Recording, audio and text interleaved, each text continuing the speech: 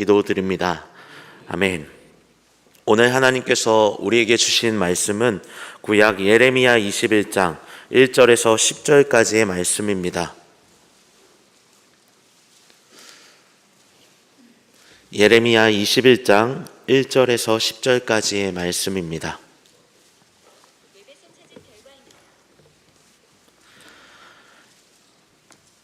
이는 살아계신 하나님의 말씀입니다. 함께 받들어 읽겠습니다. 여호와께로부터 예레미야에게 말씀이 임하니라. 시드기야 왕이 말기야의 아들 밧수울과 제사장 마아세야의 아들 스바냐를 예레미야에게 보내니라. 바벨론의 느부갓네살 왕이 우리를 치니 청컨대 너는 우리를 위하여 여호와께 간구하라. 여호와께서 혹시 그의 모든 기적으로 우리를 도와 행하시면 그가 우리를 떠나리라 하니, 예레미야가 그들에게 대답하되 너희는 시드기야에게 이같이 말하라. 이스라엘의 하나님 여호와께서 이와 같이 말씀하시되, 보라, 너희가 성 밖에서 바벨론의 왕과 또 너희를 애워싼 갈대아인과 싸운 데 쓰는 너희 손의 무기를 내가 뒤로 이 성 가운데 모아들이리라. 내가 든 손과 강한 팔 곧 진노와 분노와 대노로 친히 너희를 칠 것이며, 내가 또 사람이나 짐승이나 이 성에 있는 것을 다 치리니 그들이 큰 전염병에 죽으리라 하셨다 하라. 여호와의 말씀이니라. 그 후에 내가 유다 왕 시드기야와 그의 신하들과 백성과 및 이 성읍에서 전염병과 칼과 기근에서 남은 자를 바벨론의 느부갓네살 왕의 손과 그들의 원수의 손과 그들의 생명을 찾는 자들의 손에 넘기리니, 그가 칼날로 그들을 치되 측은히 여기지 아니하며 긍휼히 여기지 아니하며 불쌍히 여기지 아니하리라 하셨느니라. 여호와께서 말씀하시기를, 보라, 내가 너희 앞에 생명의 길과 사망의 길을 두었노라. 너는 이 백성에게 전하라 하셨느니라. 이 성읍에 사는 자는 칼과 기근과 전염병에 죽으려니와 너희를 애워싼 갈대아인에게 나가서 항복하는 자는 살 것이나 그의 목숨은 전리품같이 되리라. 여호와의 말씀이니라. 내가 나의 얼굴을 이 성읍으로 향함은 복을 내리기 위함이 아니오 화를 내리기 위함이라. 이 성읍이 바벨론 왕의 손에 넘김이 될 것이요 그는 그것을 불사르리라. 아멘. 예레미야는 예루살렘 북쪽으로 4에서 5km 떨어진 아나돗이라고 하는 곳에서 태어났습니다. 그의 아버지는 제사장이었습니다. 그는 요시야 13년에 예언자로 부름을 받았고요, 유다의 마지막 왕이었던 시드기야 때까지 함께하며 예루살렘의 멸망을 목도했던 예언자였습니다. 그는 하나님으로부터 유다의 죄악에 대한 심판과 회개의 메시지를 계시받아서 선포하였는데요, 그 내용은 범죄한 유다가 하나님께 심판을 받아서 멸망하게 될 것과 바벨론의 포로로 잡혀가서 70년간 포로가 될 것이다 라는 예언이었습니다. 하나님 말씀에서 떠났던 유다였기 때문에 예레미야의 예언이 그들에게 곱게 들리지는 않았습니다. 예레미야서를 살펴보게 되면 예레미야 자신이 전한 그 하나님의 말씀으로 인해서 얼마나 고통을 당했는지 살펴볼 수 있습니다. 먼저 그는요, 가족들로부터 따돌림을 당했습니다. 그의 고향 사람들은 자신들의 고향의 명예를 실추시켰다는 이유로 살해하려고까지 했습니다. 그 외에도 무수한 살해 위협이 있었죠. 성전 제사장들은 예레미야를 잡아서 폭행했고요, 거짓 예언자들은 예레미야가 가짜라고 참소하기도 했습니다. 권력자들은 그를 붙잡아 폭행하고 투옥했으며 성전 관리에게 매질을 당하기도 했습니다. 경호대 뜰과 구덩이에 갇히기도 했지요. 사람들의 조롱거리가 되고 고소와 모함도 당했습니다. 하나님의 부르심을 받은 예언자의 삶이, 하나님께 쓰임받는 삶이 무엇인지를 다시 생각해 보게 하는 예레미야의 삶입니다. 그가 이렇게 고통당했던 것, 앞서 언급했듯이 하나님의 말씀을 온전히 선포했기 때문입니다. 남유다의 멸망, 그리고 포로 생활 말이지요. 그 말들이 하나님을 떠난 이들에게는 곱게 들리지 않았습니다. 그래서 그의 말을 무시하기도 했죠. 그런데 오늘 우리가 읽은 예레미야 21장의 시작은 그동안 이런 이야기와 전혀 다르게 시작합니다. 남유다의 왕 시드기야가 밧수울과 스바냐를 예레미야에게 보내서 그의 조언을 듣고자 했기 때문입니다. 2절 말씀 우리 한 목소리로 함께 읽어보겠습니다.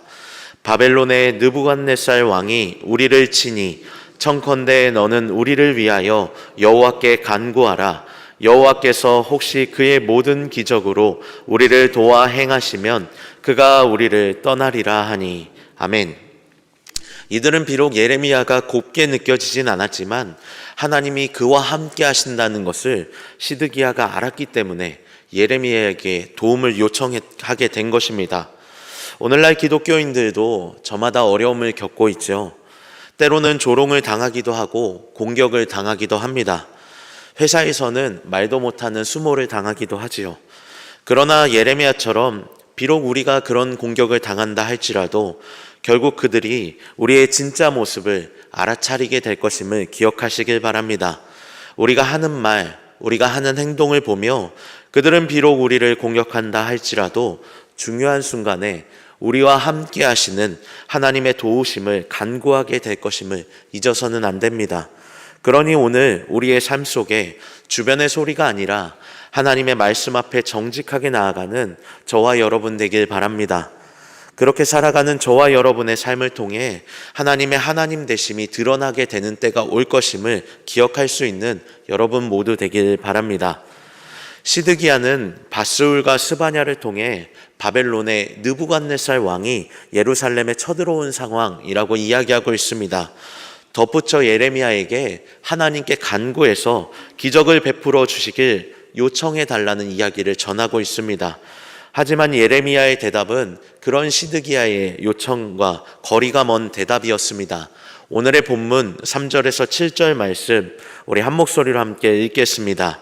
예레미야가 그들에게 대답하되 너희는 시드기야에게 이같이 말하라.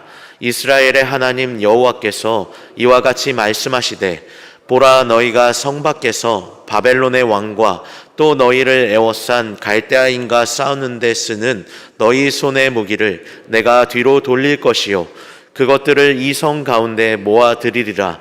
내가 든 손과 강한 팔 곧 진노와 분노와 대노로 친히 너희를 칠 것이며 내가 또 사람이나 짐승이나 이 성에 있는 것을 다 치리니 그들이 큰 전염병에 죽으리라 하셨다 하라. 여호와의 말씀이니라. 그 후에 내가 유다의 왕 시드기야와 그의 신하들과 백성과 및 이 성읍에서 전염병과 칼과 기근에서 남은 자를 바벨론의 느부갓네살 왕의 손과 그들의 원수의 손과 그들의 생명을 찾는 자들의 손에 넘기리니 그가 칼날로 그들을 치되 측은히 여기지 아니하며 긍휼히 여기지 아니하며 불쌍히 여기지 아니하리라 하셨느니라. 아멘. 예레미야를 통해서 무서운 심판의 메시지가 선포되고 있습니다.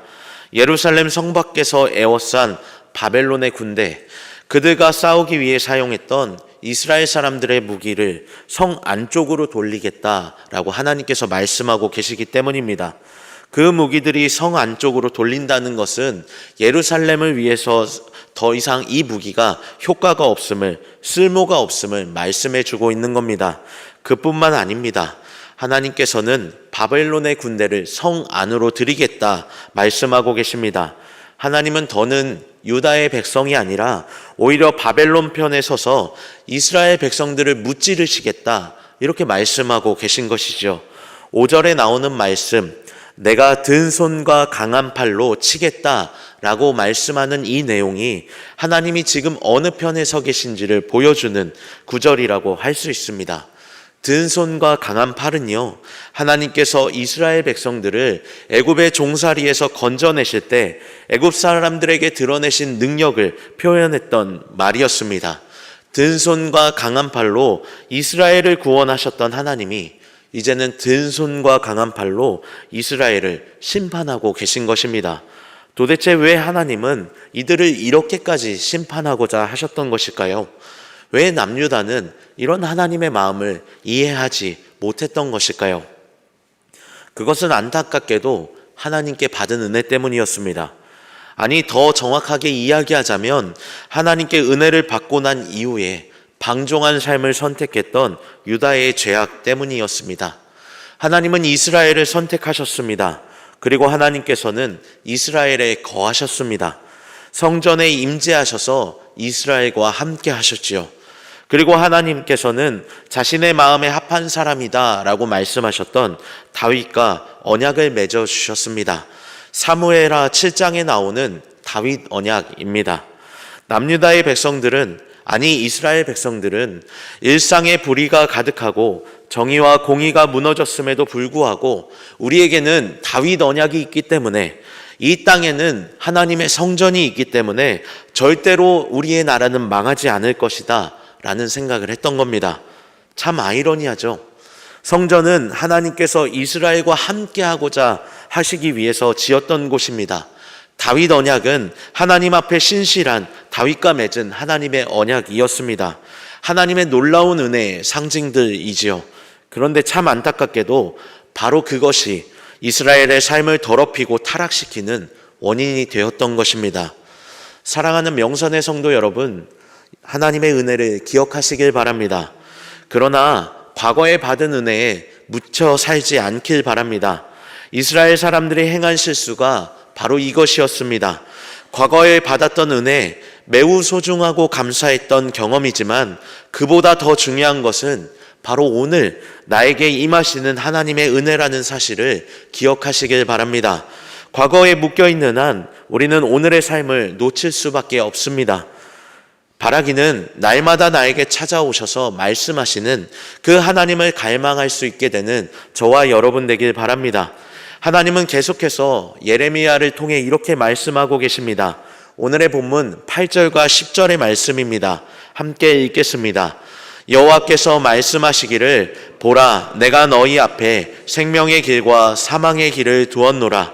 너는 이 백성에게 전하라 하셨느니라. 이 성읍에 사는 자는 칼과 기근과 전염병에 죽으려니와 항복하는 자는 살 것이나 그의 목숨은 전리품 같이 되리라. 여호와의 말씀이니라. 내가 나의 얼굴을 이 성읍으로 향함은 복을 내리기 위함이 아니요 화를 내리기 위함이라. 이 성읍이 바벨론 왕의 손에 넘김이 될 것이요 그는 그것을 불사르리라. 아멘. 하나님께서는 남유다의 백성들을 향해서 이렇게 선포하고 계시죠. 생명의 길과 사망의 길을 두었다라고 말입니다. 본문을 통해 나타난 생명의 길은 그런데 우리의 생각과는 전혀 다릅니다. 그것은 바벨론에 항복하는 것이다 라고 말씀하고 계시기 때문입니다. 항복하지 않고 끝까지 저항하는 것은 사망의 길이다. 그들은 모두 바벨론에 의해 최후를 맞이하게 될 것이다 라고 하나님께서는 선포하고 계십니다. 하나님의 기적을 바랬던 시드기야의 생각과는 전혀 다르게 심판의 메시지가 선포된 상황, 이 상황 속에서 시드기야는 이 말씀을 과연 하나님의 말씀으로 받아들였을까요? 그렇지 않습니다. 그는 이 말씀을 받아들이지 않고 끝까지 바벨론에 저항하게 됩니다. 애굽이 자신을 도와줄 것이라고 여기며 예루살렘에서 바벨론에 항전을 하게 됩니다. 물론 시드기야의 요청을 받고 애굽의 군대가 유다 남쪽까지 진군해 왔지만 느부갓네살 왕은 이를 예측해서 그 군대를 막게 됩니다. 결국 느부갓네살 왕의 엄청난 힘에 의해서 애굽의 군대는 철수하게 되죠. 애굽은 작은 동맹국 유다를 위해 병력을 희생할 마음이 전혀 없었던 것입니다. 하나님께서 하나님이 아닌 애굽의 병거를 절대로 의지하지 말라고 했던 그 말씀이 떠오르는 장면이라고 할 수 있습니다. 예레미야는 그 상황 속에서도 아직 때가 늦지 않았으니 바벨론에 항복하라 라는 메시지를 계속해서 이 시드기야에게 선포했습니다. 하지만 시드기야는 예레미야의 말을 듣지 않고 왕궁 시위대의 뜰에 감옥에 가둬 그 말씀을 무시하게 되죠. 보급이 끊기게 된 예루살렘 성 안에 이 이스라엘 백성들은 결국 죽어가게 됩니다. 굶어 죽어가게 되는데요. 얼마나 굶주림이 심했는지 뒤에 예레미야에서 나타나는 말씀을 살펴보면 부모님들이 자기 자식을 잡아먹었다라는 처참한 상황까지 발생했다고 예레미야서는 기록하고 있습니다. 견디다 못한 시드기야는 결국 1년 7개월 동안의 항전을 뒤로하고 몰래 성을 두고 도주하다가 잡혀서 눈이 뽑히고 포로로 잡혀가는 안타까운 최후를 맞이하게 되죠. 시드기야가 예레미야를 통해 선포된 말씀을 하나님의 말씀으로 듣지 못했던 이유가 무엇일까요? 그가 하나님이 아닌 끝까지 애굽을 의지하려고 했던 이유가 무엇이었을까요? 그것은 시드기야를 비롯한 남유다의 임금들이 어찌할 수 없을 정도로 이 남유다의 왕궁 안에 친애굽파 세력이 있었기 때문이다 라고 한옥 목사님은 그의 책 왕들의 이야기에서 언급하고 있습니다. 이 책을 살펴보면 애굽을 의지했던 시작이 아마도 솔로몬 때부터였을 것이다 라고 이야기를 하고 있습니다. 왜냐하면 솔로몬 왕이 후궁으로 애굽의 공주를 맞이하게 되죠. 그리고 애굽의 공주를 위해서 또 이방 여인들을 위해서 우상들을 남유다 안에 건축하게 되었던 겁니다. 그때부터 시작된 일들이 오늘 바로 우리가 읽은 본문 시드기야 때까지 영향을 주었다라고 목사님께서는 주장하고 있습니다.